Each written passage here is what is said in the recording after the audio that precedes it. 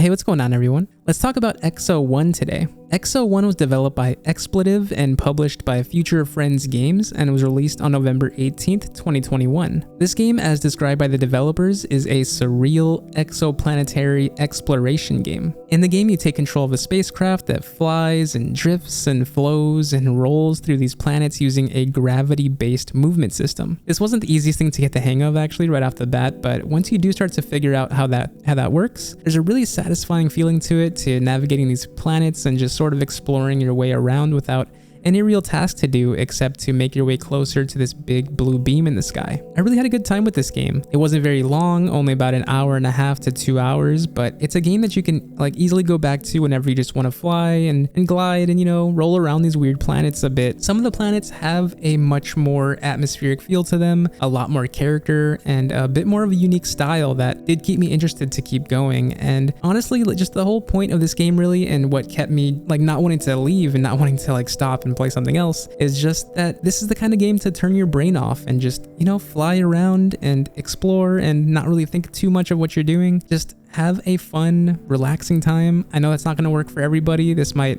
not be very fun or relaxing for a lot of people, but it was for me, and I had a great few hours playing this and just getting to check out these strange new worlds. I have been watching some Star Trek, so that did influence me a bit on wanting to check this one out and, you know, check out whatever sci-fi game I could find, and this just happened to be the first one, and it did scratch that itch that I had from it, just to play something, you know, spacey, sci-fi, and I think if you're into that kind of stuff, you could find something very, very enjoyable here. But beyond all that, there's actually a pretty cool, sort of mysterious, very vague narrative in this game as well, and it even has a bit of a horror element to it, although this game is definitely not very scary at all, not very psychological either. I mean it does have a bit of that here, but when you're flying around like through the clouds, through the water, and just at different random points, there's these faint images of like a planet or a picture, and it would just faintly appear on the screen, which was very eerie and like weird, but a very good weird. It was very cool, it was like breadcrumbs. They were laying down these breadcrumbs to just lead you down this path and wanting to find out more, and I really appreciated that. It was almost like they were telling us this story in code, and we were trying to figure it out and trying to fit all these puzzle pieces together, but you know, not knowing what the puzzle was, of course, so that didn't help. But at the same time, it was also telling us a story visually and with the music too, and the music here is great. It's very subtle, it's perfectly sci-fi, and it added to the atmosphere of everything going on. So it does like check all the boxes of what you want from like a game like this, from like a sci-fi spacey game like this. And added on to that, you know, I have to say I did download this game on Game Pass.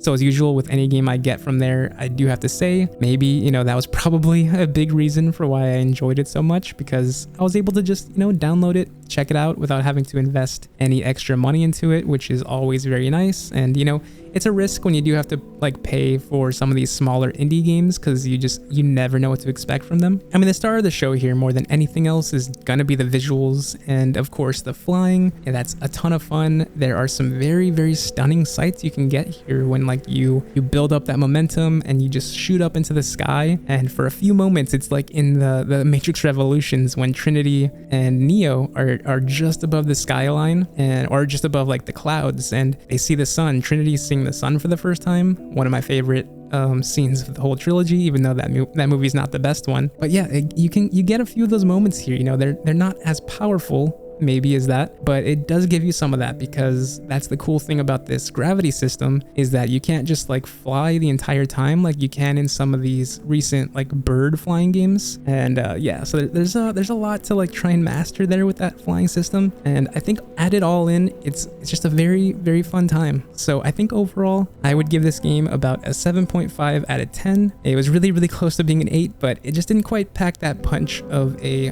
storyline. Like the ending of the story, I just wanted it to hit me in the face with it, and it didn't do that, so I'll dock it a few points for that. But other than that, it was a really, really good time. So thank you all so much for watching this. I hope you're all doing well out there. I hope to see you all in the next one, and until then everybody, take care.